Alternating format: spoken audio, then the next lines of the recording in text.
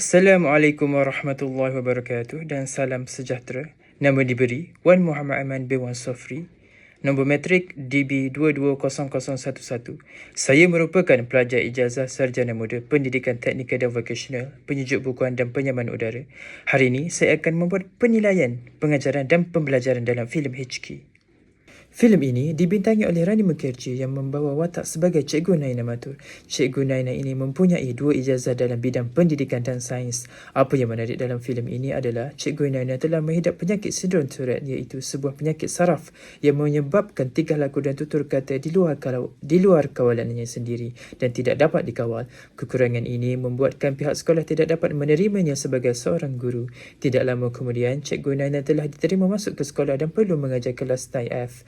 Kelas tersebut dihuni oleh murid yang bermasalah dan sangat nakal serta dianggap tiada masa depan oleh sekolah. Cikgu Naina sering dibuli dan dipelekehkan oleh muridnya sendiri. Namun usikan pelajarnya itu sekalipun tidak mematahkan semangat Cikgu Naina untuk mengajar. Teori pengajaran dan pembelajaran. Teori yang digunakan oleh Cikgu Naina ialah teori konstruktivism, iaitu satu fahaman bahawa murid membina sendiri pengetahuan atau konsep secara aktif berdasarkan pengetahuan dan pengalaman sedia ada. Sebagai contohnya, Cikgu Naina menggunakan pendekatan melalui pengalaman dengan cara menyuruh anak muridnya membuat suatu pengiraan yang agak sukar tanpa menggunakan sebarang medium alat bantu mengira, iaitu kalkulator. Secara tidak langsung, muridnya itu dapat menjawab keseluruhan soalan yang diajukan oleh Cikgu Naina. Oleh kerana pengalaman pelajar itu dengan bermain kad, teknik yang digunakan oleh Cikgu Naina ini telah membuka mata anak muridnya itu bahawa dia mempunyai kemahiran yang berkait rapat dengan subjek matematik. Seterusnya, pendekatan pengajaran dan pembelajaran. Pendekatan yang digunakan oleh Cikgu Naina adalah ilaktif, iaitu gabungan antara induktif dan diduktif, di mana guru menggunakan kreativiti sendiri dan tidak terikat kepada mana-mana pendekatan yang khusus, sama ada induktif ataupun diduktif. Seperti yang kita dapat lihat dalam babak ini, Cikgu Naina menggunakan pelbagai bahan pembelajaran seperti telur, iaitu Cikgu Naina melemparkan telur kepada pelajarnya yang hadir untuk mengambil kedatangan dan kemudiannya menerangkan bahawa perbuatan tersebut berkait rapat dengan subjek fizik. Impaknya, pelajar diterima dengan cara yang lebih konkret kerana disertai dengan contoh-contoh yang logik. Terusnya, strategi pengajaran dan pembelajaran yang digunakan dalam filem ini ialah pemusatan bahan. Strategi pemusatan bahan bermaksud guru menggunakan alat bantu mengajar sebagai objek untuk mengajar. Sebagai contohnya, Cikgu Naina menggunakan bola, tangga, penimbang berat, projektor dan sebagainya. Semua bahan tersebut adalah bertujuan untuk membuat demonstrasi kepada pelajarnya tentang subjek fizik.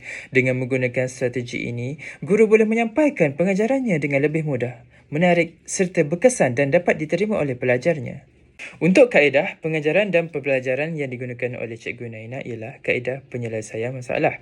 Kaedah ini, pelajar akan dibiarkan menyelesaikan sendiri masalah yang diberikan oleh guru. Guru hanya menyatakan masalah tersebut dengan jelas dan pelajar akan memikirkan kaedah bagi menyelesaikan masalah tersebut. Seperti dalam babak ini, Cikgu Naina menanyakan kepada seorang muridnya tentang giar kenderaan dan kelajuan. Lalu anak muridnya itu memberikan jawapan yang tepat berkaitan dengan geseran dengan menggunakan pengetahuannya yang diperolehi dari pengalamannya bekerja di bengkel. Bagi teknik yang digunakan oleh Cikgu Naina ialah teknik demonstrasi, iaitu teknik tunjuk ajar. Teknik demonstrasi merupakan suatu kaedah pembelajaran dengan menunjukkan contoh ataupun membuat uji kaji yang memerlukan penlibatan kedua-dua belah pihak, iaitu pelajar dan guru. Seperti yang kita dapat lihat dalam babak ini, Cikgu Naina membuat suatu uji kaji sains dan pelajar melihat apa yang dibuat oleh Cikgu Naina, sekaligus pelajar mengikut segala arahan yang diberikan oleh Cikgu Naina. Akhir sekali, saya akan mengolahkan karakter Cikgu Naina. Cikgu Naina mempunyai penampilan diri yang baik kerana beliau sentiasa berpakaian kemas ketika hadir ke sekolah. Selain itu, sifat keprihatinan juga ada dalam diri Cikgu Naina.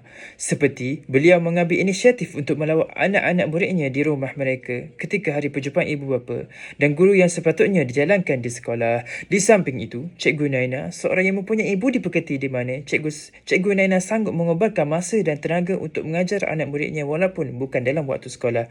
Yang terakhir sekali, Cikgu Naina merupakan seorang yang profesional. Sebagai contohnya, Cikgu Naina tidak mencampur adukkan masalah pribadinya apabila berada di sekolah. Beliau tidak melepaskan marah atau sedih kepada anak-anak muridnya. Kesimpulannya, filem HQ mempengaruhi diri saya tentang keberanian, keadilan dan kesetaraan dalam pendidikan. Perkara ini menguatkan diri saya untuk berjuang dan mengatasi rintangan yang menimpa.